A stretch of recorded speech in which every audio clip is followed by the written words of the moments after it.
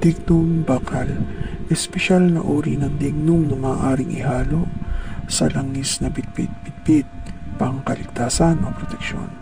Pambaon sa medalyong kahoy para pananggalang o sangkap sa mga anting-anting na pangkabal. Upang lubos ang bisa ng galing sa kabal, maraming paraan ng paggamit ito.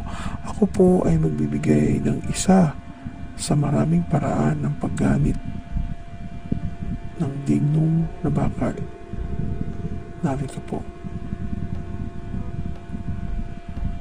Kung may tangan kayo nito, ito ang orasyong pakain sa dignum bakal. Ito po ay araw-araw sa umaga lamang po. Dignum bakal. Narito po ang orasyon.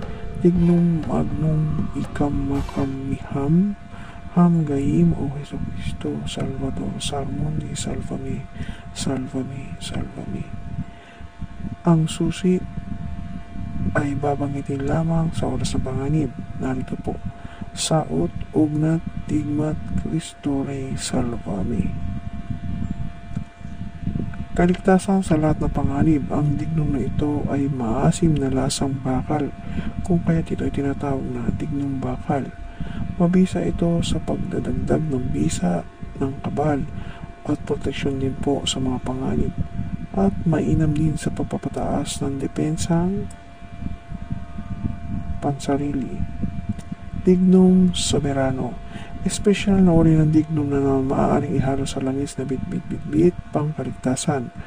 Pambaon sa medalyong kahoy para pananggalang o sangkap sa mga anting-anting na taguliwas, upang lubos ang bisa ng galing o galing sa taguliwas.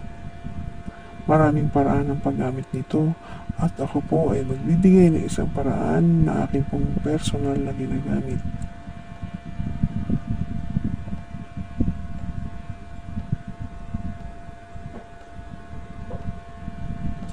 Ang dignum nito ay parang inanay, kaya ito ay tinatawag din na dignum anay.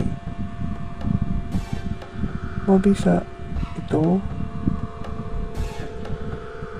ay subok na ng ilan at marami sa mga gumagamit bilang pangontra sa bali at pangkaligtasan. Kung may tangang kayo nito, narito po ang orasyon o pakain sa dignum soberano. Dignum magnum ikam makam miham ham gayim o Heso Kristo Salvador Sarmundi Salvami Salvami Salvami. At ito po ang susi na bibigkasin lamang sa panganib o sa oras ng panganib. Saot, ugnat, tigmat, Kristo Rey Salvami.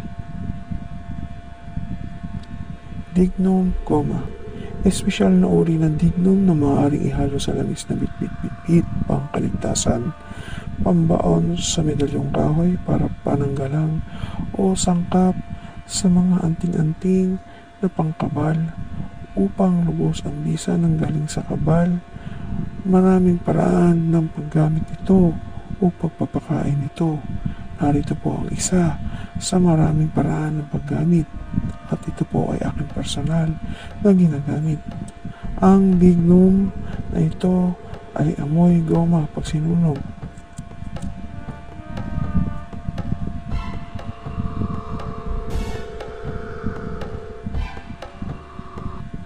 Kaya't ito ay tinatawag na dignum goma. Mabisa ito sa pagdadagdag ng bisa ng kabal at proteksyon sa mga panganib, at mainam din sa pagpataas ng depensa sa pansarili. Kung may tangan ito ang orasyong pakain sa dignum goma. Dignum magnum ikam makam miham ham gayim o Heso Kristo Salvador Sarmundi libat sakpo sakasak Salvami Salvami Salvami. Ito po ang susi at bigkasin lamang sa oras ng panganib. Saot, ugnat, tigmat, Kristo Rey Salvami. Kaligtasan sa lahat ng panganib po ito.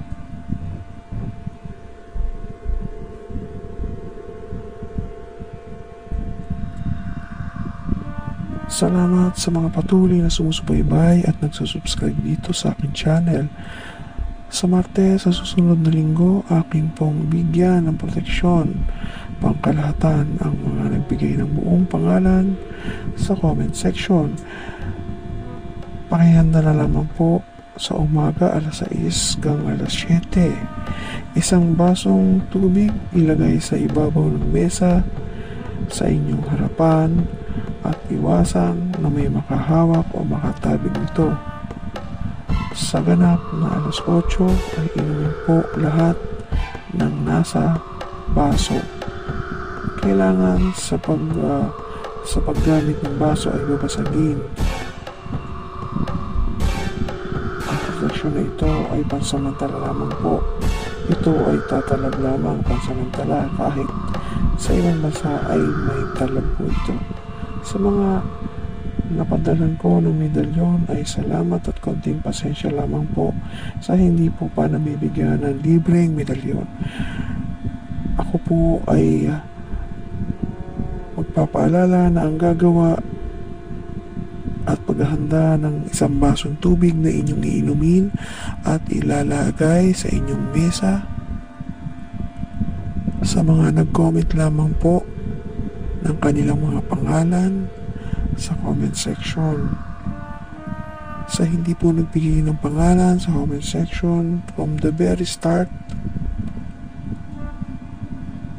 ay hindi po mabibigyan sa ngayon ng pansamantalang proteksyon. Pasensya na lamang po sa susunod po at ako po ay magsasabi sa inyo.